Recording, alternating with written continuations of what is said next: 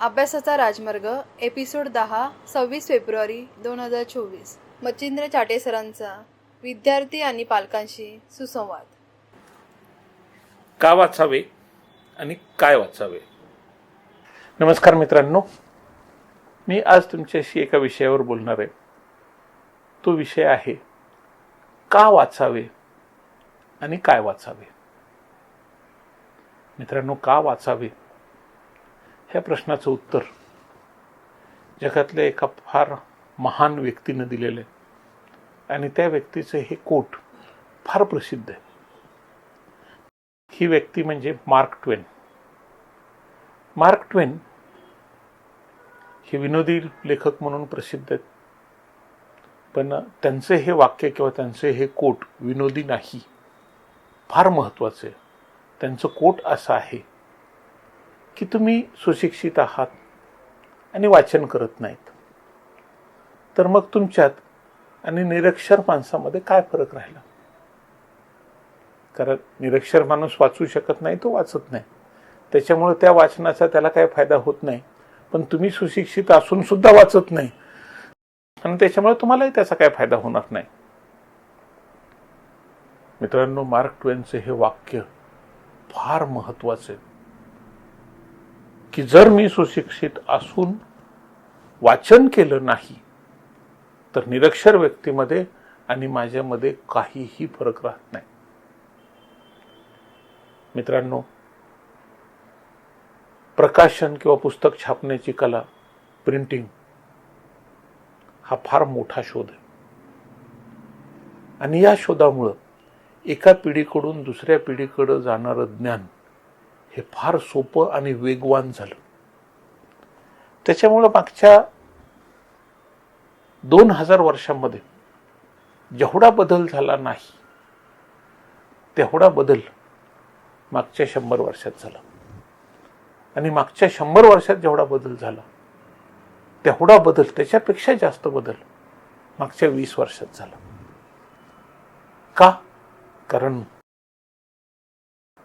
Printing, पुस्तकं, ज्ञान एका पिढीकडून दुसऱ्या पिढीकडे जाण्याचा मार्ग फार सोपा झाला. अनेक पिढ्यांमध्ये पुस्तकं लिहिली गेली. उदाहरणार्थ बघा, आर्य चाणक्य. आर्य चाणक्य हा फार ग्रेट माणूस आहे. 2400 वर्षापूर्वी जे काही ज्ञान उपलब्ध होतं ते त्यांनी स्वतःच्या भाषेमध्ये पुन्हा लिहून काढलं आणि आजपर्यंत ते टिकून आहे. लोक वाचतायत, लोक त्याचा आनंद घेत आहेत, एन्जॉय करतायत.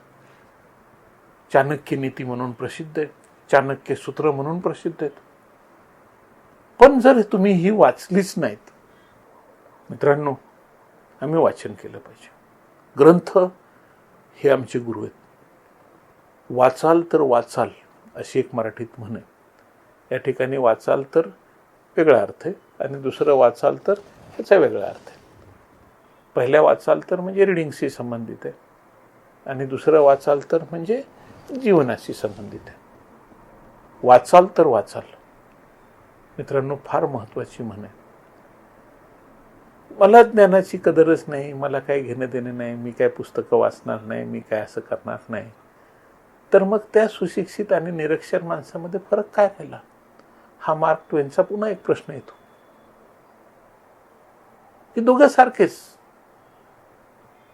एक आंधळा म्हणून बघत नाही आणि दुसरा डोळस आणून त्याने पट्टी बांधून घेतलेली. जसं गांधारीनं की लग्न झालं आणि तिला कळलं की बा माझं ज्या व्यक्तीशी लग्न झालेलं आहे ती व्यक्ती म्हणजे धृतराष्ट्र ही अंध आहे आणि मला अंध व्यक्तीबरोबर संसार कसा करता येईल. त्याच्यामुळे सुरुवातीला त्या बेशुद्ध पडल्या गांधारी, आणि जेव्हा शुद्धीवर आल्या तेव्हा त्यांनी स्वतःच्या डोळ्याभोवती पट्टी बांधून घेतली आणि सांगितलं, माझ्या नवऱ्याला जग बघता येत नाही तर मी सुद्धा जग बघणार नाही. मित्रांनो, तुम्ही सुशिक्षित आहात, तुम्ही पण हा विचार करणार का की या देशामध्ये अनेक निरक्षर माणसं आहेत, त्यांना वाचता येत नाही म्हणून मी सुद्धा वाचणार नाही. मित्रांनो, हा विनोदाचा भाग बाजूला ठेवा, पण प्रत्येकाने वाचन केलं पाहिजे. एक उदाहरण सांगायचं झालं तर एलॉन मस्कला आज फार मान दिला जातो. एलॉन मस्क हा जगातल्या श्रीमंत व्यक्तींपैकी एक व्यक्ती आहे. आणि एलॉन मस्कचं वैशिष्ट्य म्हणजे एलॉन मस्क ते 8-10 वर्षाचे असल्यापासून आजपर्यंत दररोज किमान 8 ते 10 तास वाचन करतात. एलॉन मस्क भरपूर वाचन करतात. आणि महत्त्वाची गोष्ट, एलॉन मस्क कॉम्प्युटरवर वाचन करत नाहीत, मोबाईलवर वाचन करत नाहीत. एलॉन मस्क पुस्तकं आणून पुस्तकातून वाचन करतात. वॉरन बफे पण पुस्तकातून अभ्यास करायचे. आता त्यांचं वय 90च्या पुढं गेलं, पण वॉरन बफेने खूप पुस्तकं वाचली. मित्रांनो, आम्ही वाचन करणार आहोत की नाही हा प्रश्न आहे.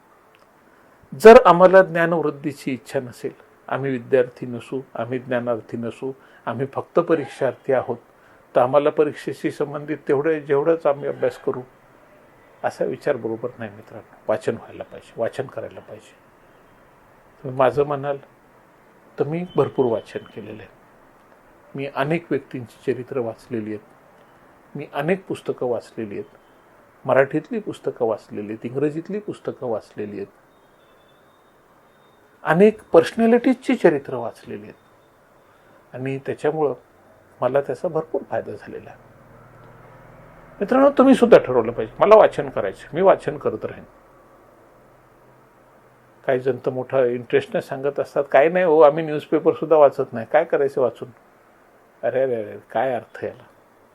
म्हणजे तुम्हाला सगळं मिळून सगळं करून सुद्धा तुम्ही काहीच करणार नाही, अवघड आहे. वाचन करा, ज्ञान वाढवा. हां, वृत्तपत्राचं म्हणजे बाळासाहेब ठाकरे एकदा माझ्या कार्यक्रमाला आले होते आणि ते बोलले होते की मी हल्ली वाचन करत नाही आणि वृत्तपत्रातले अग्रलेख तर बिलकुल वाचत नाही, फार महत्त्वाचं असेल तर वाचतो. पण मित्रांनो, बाळासाहेब ठाकरे माझे फार जवळचे संबंध होते. मी त्यांना खूप वेळा भेटलेलो आहे आणि त्यांनी काय वाचन केलेलं आहे ह्याची मला कल्पना आहे. मी वेगळ्या एखाद्या व्हिडिओमध्ये बाळासाहेब ठाकरेंबद्दल व्यवस्थित माहिती अवश्य सांगेल, त्यांच्या माझ्या गप्पांची किंवा त्यांच्या आमच्या एकमेकांशी काय चर्चा झाल्या त्या चर्चांची. मित्रांनो, एक गोष्ट आहे, प्रत्येकानं वाचन केलं पाहिजे. बाळासाहेबांनी सुद्धा बघा, लोकांनी वाचन करावं म्हणून मार्मिक म्हणून स्वतःचं साप्ताहिक सुरू केलं, स्वतःचं दैनिक सुरू केलं, सामना. का? कारण लोकांनी वाचन केलं पाहिजे, लोकांना कळलं पाहिजे. मित्रांनो, वाचन ही गोष्ट फार महत्त्वाची आहे आणि वाचन केलं पाहिजे. नाही तर आपण निरक्षर असल्यासारखं आपल्याला वाचन न केल्यामुळं आपण अनेक संधी गमावून बसू, अनेक गोष्टी आपण समजून घेणार नाही. मित्रांनो, वाचन केलं पाहिजे. आता प्रश्न राहिला, काय वाचायचं. मित्रांनो, वाचायसारखं खूप आहे, खूप. असं म्हणतात की ओशो रजनीश खूप वाचन करायचे, खूप पुस्तकं वाचायची.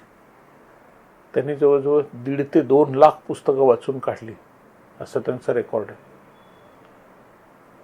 मित्रांनो, आता एवढं वाचन तर आपण करू शकणार नाही, पण किमान महत्त्वाचं वाचन तर आपण अवश्य करू शकतो.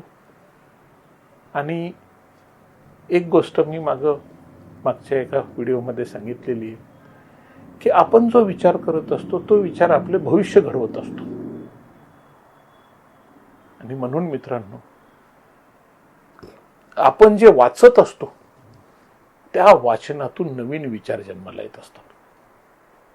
आणि त्यामुळे मित्रांनो, काय वाचावं, काय वाचलं पाहिजे, काय वाचलं पाहिजे, या अनुषंगानं तर या यूट्यूब चॅनलवर, मच्छिंद्र चाटे मराठी यूट्यूब चॅनलवर मी दर आठवड्याला एकतरी व्हिडिओ टाकत राहीन. काय वाचलं पाहिजे, काय वाचलं पाहिजे. मित्रांनो, इतिहास वाचला पाहिजे, कादंबऱ्या वाचल्या पाहिजेत, कवितांची पुस्तकं वाचली पाहिजेत, नाटकं वाचली पाहिजेत, कथा वाचल्या पाहिजेत. खूप काही वाचण्यासारखं आहे आणि आपण हे वाचन केलं पाहिजे. पण मित्रांनो, त्याच्यापेक्षा आणखी एक गोष्ट फार महत्त्वाची आणि ती गोष्ट म्हणजे जगातल्या ग्रेट पर्सनॅलिटीजची चरित्र. मित्रांनो, जगामध्ये खूप ग्रेट माणसं होऊन गेली, खूप ग्रेट माणसं. आणि आपण त्यांच्यासारखं व्हावं असं स्वप्न आपण पाहू शकतो. अशी अनेक माणसं जगाने पाहिली. आम्हाला ह्या व्यक्तींचं जीवनचरित्र अभ्यासलं पाहिजे, वाचन केलं पाहिजे. ग्रेट माणसं म्हणजे कोण? अनेक आहेत. महाराष्ट्रातील शोधायची म्हटलं तर महात्मा गांधी आहेत, विनोबा भावे आहेत, डॉक्टर बाबासाहेब आंबेडकर आहेत, जवाहरलाल नेहरू आहेत. ही अनेक माणसं आहेत. कारण यांनी खूप अभ्यास केला, खूप वाचन केलं, खूप चिंतन केलं. आणि दुसरी गोष्ट, ह्या सगळ्यांच्या जीवनामध्ये अनेक समस्या आल्या, अनेक संकट आली, अनेक प्रॉब्लेम आले. त्यांनी हे प्रॉब्लेम आणि ही संकट कशी पेलली, कशी सहन केली, त्यातून कसा मार्ग काढला. कारण आम्ही जीवन जगू तर आमच्या जीवनामध्ये सुद्धा अनेक प्रॉब्लेम येणार आहेत. प्रत्येकाच्या जीवनामध्ये प्रॉब्लेम हे येणारच आहेत. आणि बऱ्याच वेळा हे प्रॉब्लेम जर आम्ही व्यवस्थितपणे सोडवू शकलो नाही तर आम्ही डिप्रेशनमध्ये जाऊ, आम्ही आत्महत्या करू, आम्ही भटकू. पण जर वाचन असेल, तुम्ही जर कुठल्याही 10 ग्रेट पर्सनॅलिटीची चरित्र वाचलेली असतील तर 10 ग्रेट पर्सनॅलिटीचं वाचन तुम्हाला आयुष्यात कधीही आत्महत्येकडे घेऊन जाणार नाही. हे वाचन तुम्हाला कधीही डिप्रेशनकडे घेऊन जाणार नाही. कारण त्या प्रत्येक माणसाच्या अनेक अडचणीमधून त्यांनी कसा मार्ग काढला हे तुमच्या लक्षात येईल. मित्रांनो, आम्ही जेव्हा एखाद्या ग्रेट पर्सनॅलिटीचा अभ्यास करतो तेव्हा ती ग्रेट पर्सनॅलिटी आम्हाला खूप काही सांगत असते, खूप काही शिकवत असते.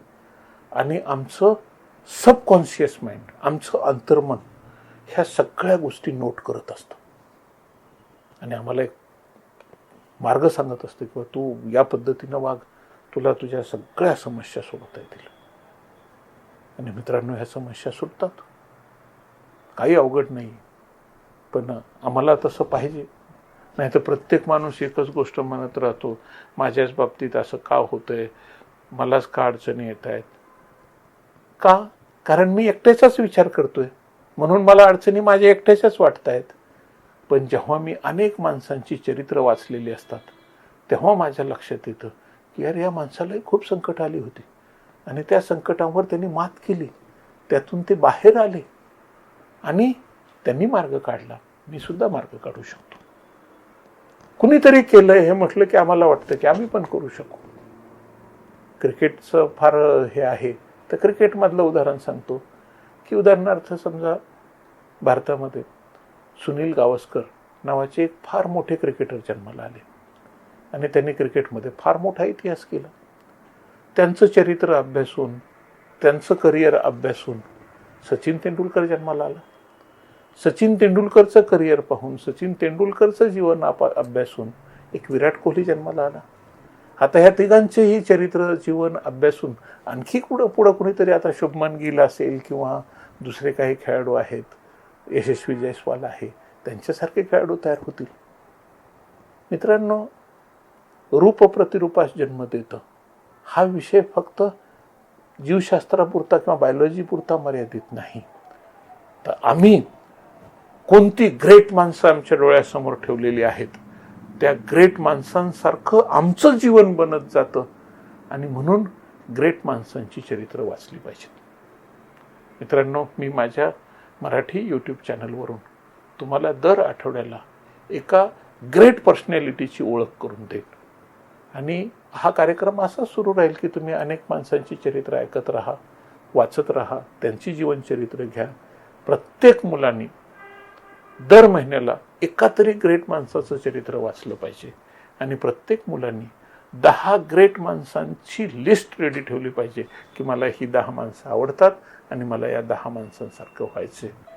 तर मित्रांनो, तुम्ही निश्चितपणे ते होणार नाहीत. म्हणजे उदाहरणार्थ मी विचार करेन की मला विनोबा भावे व्हायचे, मी विनोबा भावे होणार नाही, पण मी विनोबा भावेंसारखा होऊ शकतो. आणि ते माझं स्वप्न असलं पाहिजे की मला विनोबा भावेंसारखं व्हायचे, मी विनोबा भावेंसारखा होऊ शकतो. मित्रांनो, अनेक जण आहेत की राजा हरिश्चंद्र आहेत, मला राजा हरिश्चंद्रासारखं व्हायचे, मला सावित्रीसारखं व्हायचे. तर मित्रांनो, हे विचारसुद्धा आम्हाला फार ताकद देत असतात. आम्ही ग्रेट पर्सनॅलिटीची चरित्र वाचली पाहिजेत आणि आम्ही त्यांच्यासारखं होण्याचा प्रयत्न केला पाहिजे. त्यांच्या चरित्रातून अनेक गोष्टी आम्ही स्वीकारल्या पाहिजेत. मित्रांनो, काय वाचत राहावं या विषयावर मच्छिंद्र चाटे यूट्यूब चॅनलवर, मराठी यूट्यूब चॅनलवर मी तुम्हाला काय वाचावं या अनुषंगाने मार्गदर्शन सातत्यानं करीत राहीन. आज या ठिकाणी थांबतो. धन्यवाद.